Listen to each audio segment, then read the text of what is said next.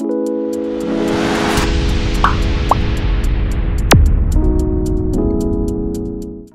guys! For today's video, ituturo ko sa inyo step by step on how to create Gmail account this 2024 gamit ang iyong cellphone. So make sure na mapanood mo ang buong videong ito. And please, don't forget to like and subscribe. So let's start! Alright, so first thing to do is go to Chrome. So click mo yan. Then, once you're here, so i-type mo dito yung google.com. Next is i-tap mo itong circle na makikita mo sa upper right corner. Sa akin is meron ng photo kasi may existing Gmail account na po ako. Pero sa mga first time pang gumawa ng Gmail account is blanco pa to. So pindutin mo yan, okay? At dito is may makikita kang create account. Pero sa akin is wala. Add another account yung nakalagay dito. Kasi nga may existing Gmail account na ako. Pero sa mga first time pang gumawa talaga ng Gmail is create account. So i-click mo ang create account. Okay?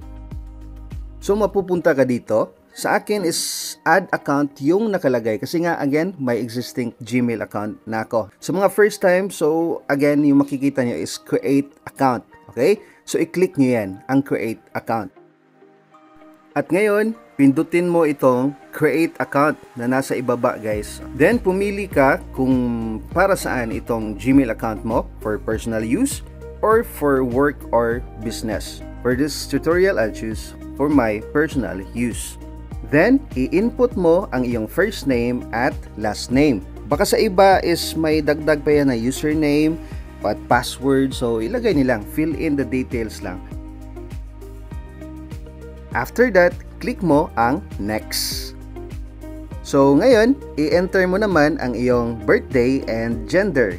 Okay, so month, day, and year. At ilagay mo rin ang iyong gender. After that, click next. At may isasuggest silang Gmail address guys. Or you may create your own. Kung wala kang mapili dito sa mga suggested nila, pindutin mo itong create your own Gmail address. In creating your own Gmail address guys is you can use letters, numbers, and periods. So dapat unique yan kasi yan ang gagamitin mong Gmail account or Gmail address. Once makakreate ka na ng Gmail address, so pindutin mo na ang next.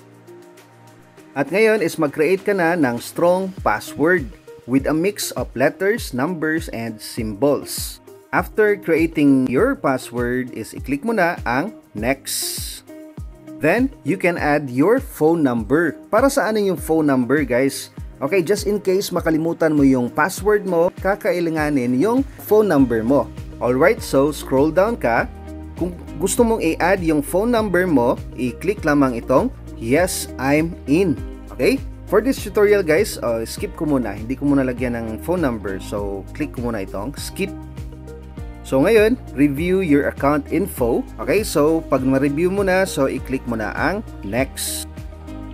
At may makikita kang privacy and terms. Pwede mong basahin yan. Short lang naman yan. Okay, maikli lang. So, scroll down ka. Pwede mong basahin yan. And after mo mabasa yan, pindutin mo na itong I agree. Alright, so mapupunta ka dito para makita mo yung ginawa mong Gmail account. Okay, so i-click lamang itong upper right corner guys. Ito guys. Ayan, so nandito na yung ginawa kong Gmail account. Or, pwede mo rin itap ang iyong Gmail app na nasa iyong phone. Or kung walang Gmail app ang iyong phone, is pupunta ka lang dito sa Play Store at i-type mo dito yung Gmail. At i-click mo ang install. Okay? Just in case wala ka pang Gmail app.